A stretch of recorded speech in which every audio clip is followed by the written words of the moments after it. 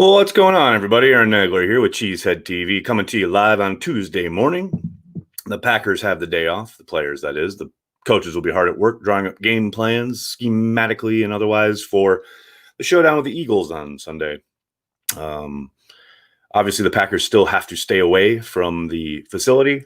The second day, the league mandate, Monday and Tuesday, everyone has to work remotely. You saw that with Coach taking his Zoom availability from his home yesterday. Obviously, the big news, if you can want to call it that, yesterday is the Packers reportedly will be signing Tavon Austin. Obviously, that hasn't become official yet. Lots to work through as far as COVID protocols and then taking a physical and what have you. But that sounds like it is the plan. I just really hope it's not about Tyler Ervin having to miss extended time. Obviously, Austin fits a lot of the same kind of molds that Swerve does in regards to, obviously, as a kick returner, but then as the motion man / gadget guy in the offense. Clearly, there's some familiarity there with LaFleur having been on staff in LA with the Rams when Tavon was there. So we'll see what he adds to the offense at all, but I would suspect they're bringing him mainly as a kick returner. Excited about Austin. Yeah, John, it's good. Always fun to have new toys to play with. No doubt about it. Bryson, good morning. How are you, buddy? Tavon can play Sunday, right? I think he's eligible to, but I don't know if he'll be cleared through everything. He's got to go through, like I said, COVID, physicals, what have you, before he even gets on a practice field. We'll see. I tend to doubt it, probably at least a week out. Charlie, thanks for the super chat. I don't think Tavon will play much offense. Agree? Yeah, as I just said, I would suspect he's there mainly as a returner. But again, you never know what the, prognosis is for Swerve. Missed that game. Who knows how much longer he misses. He's missed extended time already this year. Like I said, I just hope it's not about that. I hope it is mainly about returns. Carry the G. Gilbert. Thanks for the super chat, buddy. Good thing we didn't trade a second for Fuller. Hey, how about that? Now, look, I'm not going to sit here and tell you that Brian Gutekunst had some crystal ball and he knew that was going to happen. But baked into the idea that you don't want to give up a second-round pick for a rental especially, is that within that time frame of the rental, they could still, whoever the player may be, Fuller or anybody, could still potentially miss games, whether it's injury, whether it's suspension, what have you. So that's baked into the idea of a second-round pick not being worth that rental. And you can adjudicate it after the fact however you want, but I think Brian was smart, and I said it before all this came out and the suspension was made public. That is part of what you are trading for. You are trading for every possibility around that player. For a fourth-round pick, I thought it made a lot of sense. For a second-round pick, I didn't. Again, no one's going to sit here and tell you, oh, we knew this was going to happen. No, of course not. Brian certainly didn't. Nobody did. Maybe the Texans did. But, I think, yeah, as Andrew Brandt often says, and I quoted him on Twitter last night, sometimes the best deals you make are the ones you don't, because you hold on to your parameters of value.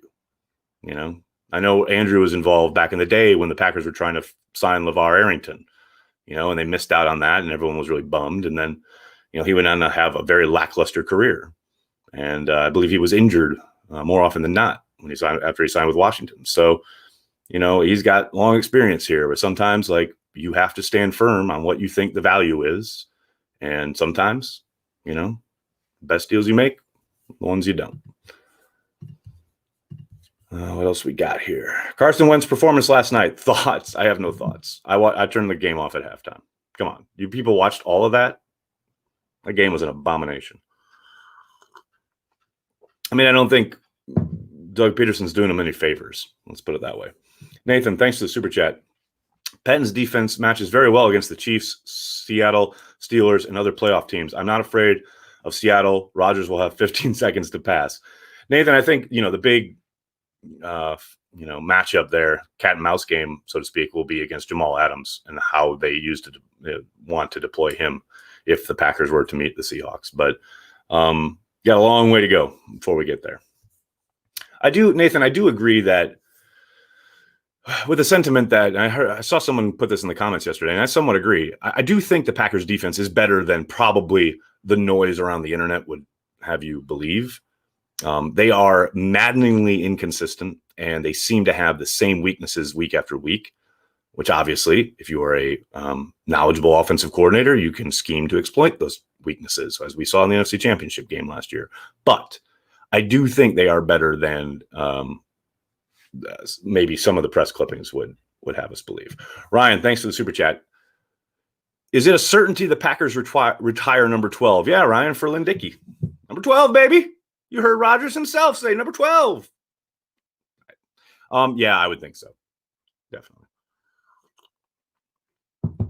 I don't know if it's a certainty, but I would think they would. Mm-hmm. Mm-hmm. Charlie, thanks for the super chat.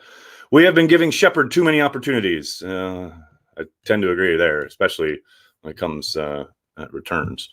How does Seattle and New Orleans have the tiebreaker over us? Oh, it's some convoluted thing. Who really cares? I mean, ultimately, we got a month yet to go.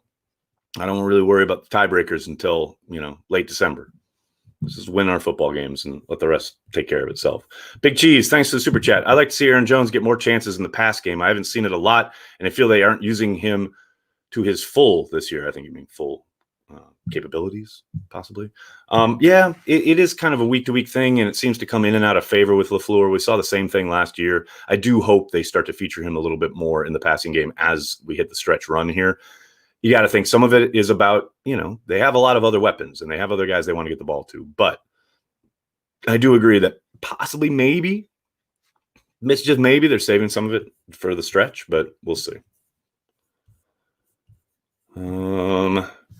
Will French, thanks for the super chat. Hope we re-sign Tunyon this offseason. A tight end corps of Tunyon, Sternberger, and DeGuara is exciting.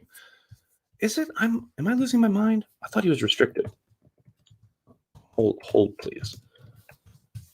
I'm sure you're right, but I just want to take a look here because I thought. Yeah, no, you're right. Unrestricted. There you go. I mean, I can't imagine he would want to go anywhere else. He's got a good thing cooking in Green Bay, and it's not like, oftentimes these guys are much more valuable in Green Bay than they are to any other team in the league. And I think the Packers do a really good job of highlighting that to not only the player, but the agent. But you never know. Maybe he tries to hit the market and get a nice little payday. I tend to doubt it, though. I think they'd get him back in the fold. Andrew, thanks for the super chat. They only retire Hall of Famers, right? Well, that's A-Rod. I mean, for the most part, yeah. Eric, thanks to the super chat. Loving our high-powered offense. I would love to see more of both Aaron Jones and Jamal Williams in the backfield together. See, this is where it starts. It's kind of funny because, the offense is clicking. We're scoring a ton of points, and people are like, I want more of this. I want more of that. And I get it. I totally get it. And yes, I love it when we see Jones and Williams in the backfield together. But there's a lot of mouths to feed and a lot of things to get to and a lot of ways to exploit other teams. And, we can't fall into, we're always going to be doing the same thing because that's how defensive coordinators get a beat on you. But yeah, I agree. I love the kind of options you have when you have both of them in the backfield together. Charlie, thanks again for the super chat. The Bears used to be 5-1. Packers having fans? Those are two disparate statements. The Bears did used to be 5-1, and now they're 5-6. That is pretty damn funny. The Packers are having fans, possibly continuing on in Lambeau Field. Yes. I think it went well on Sunday night. So I think we'll continue to see more fans, maybe not more fans, but the same number of fans. Hold on. I love the AJ. Thanks for the super chat. I love the idea of Big Bob for emergency QB with the stiff arms. Why is it so hard for the media to get his name right? Tunyon. His name is Tunyon, not Tanyan. He said it himself. He told us himself it's Tunyon. Q King, thanks for the super chat. This team isn't for real. Hacks, I say. Man, I know I went off on it yesterday, and it blows me away. I mean, that's the essence of Entitled Town, right? Is when you have an 8-3 first place team laying waste to division rivals, positioning itself for a deep postseason run, and someone says, I don't think they're for real. It doesn't get more real. Thanks, Q King. Completely agree. I mean, that's the definition of spoiled, is what that is. Let me see. We got here. Got that one. Got that one. Justin, thanks for the super chat. Could Matt LaFleur / Hackett use similar game plan for Cox they did with Hicks? Well, Hicks wasn't in the game, so they didn't need to have one. Unless, did Cox get hurt last night? Did that happen in the second half? Because I didn't see it. I mean, I tend to think, even with or without Cox, Packers are going to have a lot more trouble running against the Eagles than they did against the Bears. That would be my guess. Mackenzie, thanks for the super chat. Do you think Rush will play a lot on first and second down when available to play? Yeah, the defensive tackle they picked up off waivers from the Bears. I definitely don't see him as a pass rusher. So, yeah, I would tend to think you will see him on early downs. That is undoubtedly why he has been brought in. It's funny because we've seen big bodies brought in before this year, and they couldn't even see the field. So we'll see. We'll see what their plan is, if they even have him up and dressed. But I would tend to think, yeah, you're going to see him on early downs to help try and shore up a spotty run defense. Matt, thank you for the super chat. Loved your second question to Matt yesterday. Well, thank you very much. As he always takes the blame, but it's a message he preached last year, so doesn't it fall on Petten? Chelsea leads this weekend. Frank is running scared. All right, relax, Matt. I love Leeds. I love Leeds, buddy, but got to go with the Blues this week. Yeah, 1,000%. When I ask that and he says, that's a really good question, Aaron. I know that he has talked to Petten about this. Like, what the hell, man? Yes, I think that is a window into the idea of Matt being a little frustrated. And the fact that it did take half a year for them to start playing the way they should have been playing from the get-go. And I understand no off-season, limited training camp. Everybody has to hit the ground running with a very little prep. I get that, but all 31 other teams had to deal with that as well.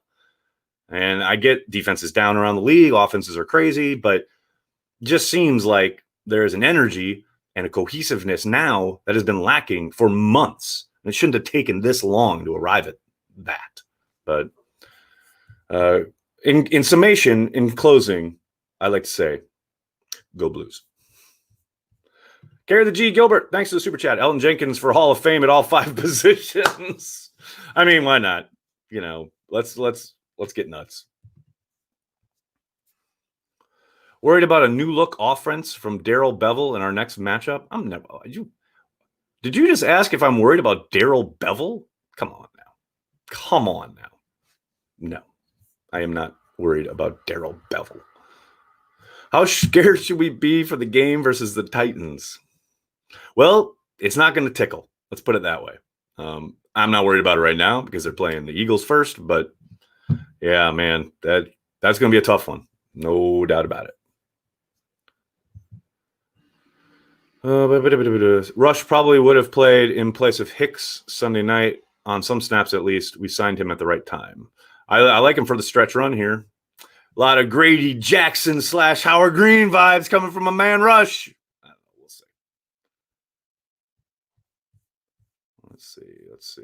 Craig, thanks for the super chat. Is Philly's defensive line that good, or does Seattle's O-line just suck? How does our O-line match up to Philly's D-line? No, Philly's D-line is that good. I mean, Seattle's offensive line isn't great, but Philly's D-line is legit, and you don't have to look much further than last year when the Packers basically ran into a wall every time they tried to run the ball in that Thursday nighter.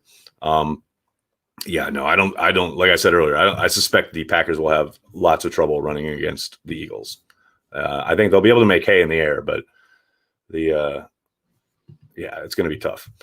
Dustin, thanks to the super chat. Goody finally got Rodgers a first-round wide receiver in Tavon Austin. He did indeed. God, you guys get all upset. I'll get to the super chats. Just relax. Y'all get so crazy. Got that one. Charlie, thanks to the super chat. It may just be me, but the Packers dislike the Vikings more than the Bears. The Packers team to beat. Packers running a West Coast offense. It's a lot of disparate thoughts there, Charlie. I do think there's a little bit more animosity. Although I did see a lot of Fuller getting in Packers players' faces on Sunday night, and I love Tunyon not taking shit from him or Trevathan. But yeah, I do tend to agree with that assessment. The Packers, what they run is rooted in the West Coast offense, no doubt about it. We've talked to Hackett about it a couple weeks ago. Remember, this all flows from, clearly Matt takes a lot of his stuff from, both Sean McVay and Kyle Shanahan, but Kyle's stuff is all rooted in stuff that his dad did, and his dad was on the staff with Bill Walsh back in the day. It all has West Coast roots. There's no question about that. Nathan, thanks for the super chat. Maybe it's not cohesion. Maybe it's just more Gary. No, or maybe it's both. How about that? Tay and Swerve on the field together. I mean, I'm for it. I doubt we'd see it, though. Is it time to release Kirksey? No, Harold, not yet. He still has value. He's not as good as maybe we had hoped he'd be, but you release him, and then what do you got? You got Kamal, who's banged up, and you got to play Ty Summers on extensive minutes? No, thank you. He's serviceable. He's not dynamic, but he's the best they got. I don't want to release him, at least not yet today. Is Cody, the Cheesehead TV video guy, going to re-sign a new deal with Cheesehead TV, or does he plan to test the market? That's a question for Cody. We really like him here at Cheesehead TV, and we hope he's here for a long time. We're going to cross that bridge when we come to it in the off season, but we're just going to take this one day at a time. Can Kenny Stills block, and would he be willing to play special teams? That is really those are really good questions, Jeff. I suspect he will be asked those questions if the Packers are interested. I know everyone's thinking it's a foregone conclusion because he cleared waivers that the Packers will make a call, and maybe they do.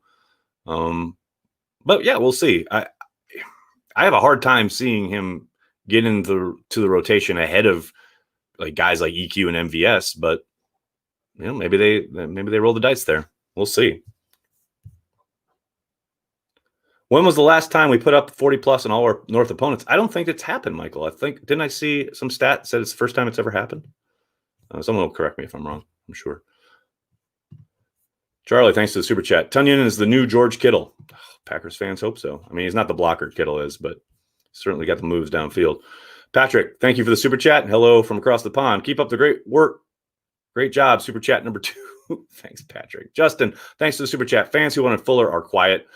But look, I understand fans who wanted Fuller, and the fact that he is now suspended doesn't change the reasoning behind them wanting him. I understand the desire to go get a shiny new toy for the offense. I understand that some fans perceive wide receiver as a weakness. I do not. I understand we differ in that opinion. But, just because Fuller went and got himself suspended doesn't mean those people were wrong in any way, shape, or form. It's not a victory lap day at all.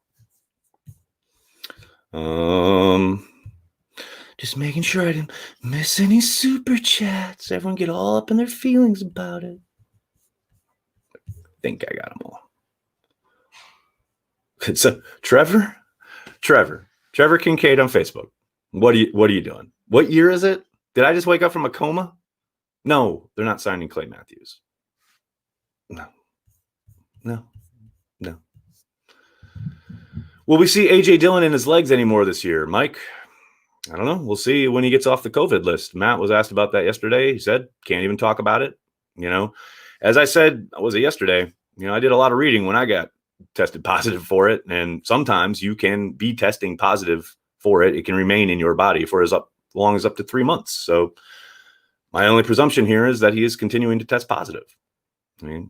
I had my follow-up test on Friday, and I am now negative, so I'm happy about that. But A.J. Dillon, not so lucky, apparently. But until he is cleared off the COVID list, it's probably not even worth discussing because that's a step number 1 that has to happen. Charlie, thanks to the super chat. Should the Packers re-sign King? Grassi, Posse. Sir, I believe you're in the wrong chat. That is a different YouTube channel. Should the Packers re-sign King? I want them to resign all their talented players, but I doubt they do. I tend to think he's going to hit the market. He's going to make some money out there. I don't see the Packers forking over a lot of cash to keep him. What else we got here? Pretty sure A-Rod threw 6 TDs in the first half against the Bears a few years back, 2013 maybe. Was it 6 or was it 5? I think he talked about that. Didn't he talk about that on McAfee? That when they were 40 or whatever it was, and then he wanted to get the record on that first drive and a half, and Mike said, okay, after this drive, you're coming out. I think you're right. I think it was 6 touchdowns. Justin, thanks for the super chat. I must admit, wide receiver doesn't seem as much of an issue when they are all healthy. EQ is coming along. Funny how that works, huh? Also, it's not about one position group. It's about an offense that features 5 eligible wide receivers. And I'm not directing this at you, Justin, but it's something I keep banging my head against the wall about when people keep grousing about the wide receiver spot. They have other ways of utilizing their talent in the passing game. Welcome to the year 2020. How is Kiki doing? Too inconsistent for my liking. Hasn't taken the jump I hoped he would. I think he's got all the talent in the world, but you see it flash, and that's what makes it so frustrating in that there are other times you see it completely disappear for stretches. They need a lot more out of Kiki. That's all I'll say about that. Jimmy, as versatile as Elton Jenkins is on the line, chances are he would be the Packers' emergency QB if all dropped out due to COVID. Yeah, maybe. I mean, the man can do it all. Hackett did joke they were going to try him at wide receiver next. Charlie, thanks again for the super chat. Grossi said he can play wide receiver. Super chat $5 billion. You got that right. I mean, I would be behind the idea of signing Tom Grossi just to watch him take a hit. It'd be funny. Did Pettin use Preston differently this week? Seemed like he was used more like he was last year. No. I didn't see much difference at all. He played those RPOs really well, just like he did down in Houston. He did get matched up in man coverage a couple of times. I think the Bears just couldn't exploit it, but he wasn't on the field as much because Gary was getting more snaps. But for the most part, it wasn't like they asked him to reinvent the wheel or anything. Is Trubisky the Bears' Tony Mandrich passing on Mahomes and Watson? I would say so. I mean, there's no doubt about it. You look at all the talent the Packers packed up in that Mandrich draft, it's so depressing it makes you want to cry. But, yeah, the Bears have their own now. Their very own great, incredible bulk. What will be Austin's role in this team? Justin, that's what we talked about right at the top. I'll recap. I'll be surprised if he's utilized a lot from scrimmage. I think this is mainly about pumping up their return game. The one caveat, of course, is the health of Tyler Ervin. I hope this isn't about needing to replace him long-term from scrimmage because whatever injuries he's dealing with might linger. Maybe that's why they signed Tavon. I hope that's not the case. I hope it's just, to give them another option and pump up the return game because it's clear they need help there. There's no doubt about it. Big Cheese, thanks for the super chat. Do you think we go back to drafting more defense early next year? Oh, man. Big, this isn't on you, buddy, but I'm not talking about the draft. It's November. No, it's December 1st. Last draft was in April. Next draft is next April. I'm in the here and now. I don't talk about the draft. Don't talk about the draft second half of the season. That's my new rule. It just came into effect last week. Done talking about the draft during the season. Probably there. How's that? Man, who cares? This team is 8-3, ready to go on a run, ready to go win a championship, and that's all I'm focused on. All right, everybody. I can't thank you guys enough. Charlie, last one. Full NFC playoff seeds prediction. Too hazy to call right now. All I know is the Packers are going to be in the playoffs, and that's all that matters. I can't thank you guys enough. Hanging out, talking Packers, and all the super chats, tons of them today. Thank you so much for supporting Cheesehead TV. Please hit like on the video, subscribe to the channel. If you're so inclined, consider giving us $5 a month on our Patreon page, patreon.com/CheeseheadTV. It supports everything we do. Can't thank you guys enough. Like I said, please hit like, hit subscribe, tell your friends, tell your family, Cheesehead TV. We are devoted to Green Bay Packers fans